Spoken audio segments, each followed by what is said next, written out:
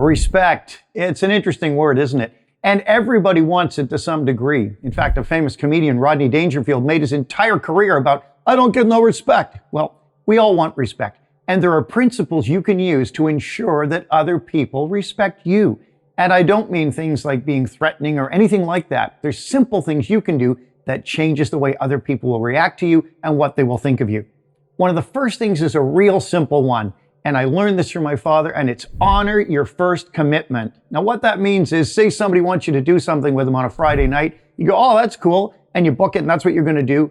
And then something better comes along. Somebody says, oh, Friday we can do this and this. And then you phone the first person back and you say, guess what? I can't make it. That's not honoring your first commitment. That's letting that person down.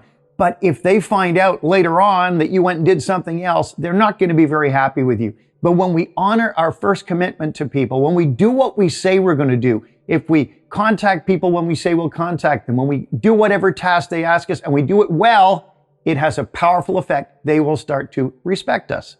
Now, the next thing is you've got to be congruent in your body and in your voice. In other words, you want to send one consistent message. Congruence is when every part of you is sending only one message the way I'm doing it right now. Can you imagine if I was incongruent?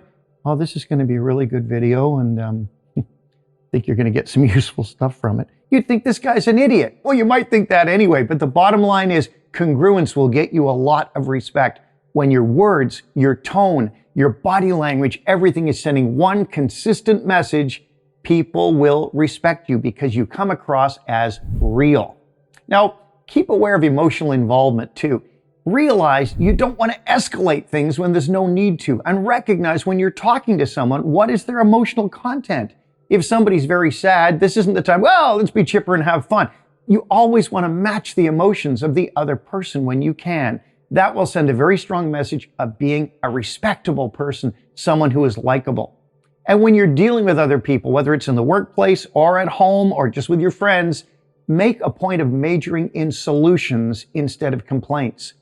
This is a mental shift. It's an important one to be able to do. Some people major in complaints and they are not much fun to be around. Why me? Why me? Why did this happen? Blah, blah, blah. Horrible, horrible, horrible. So what you want to do instead is whenever something goes wrong off the rails, start looking for solutions. Be the person who commands the influence in the room and starts to put the solutions in front of other people. Instead of complaining about everything, people respect people who solve problems, or at least make it a possibility that the problem can be solved.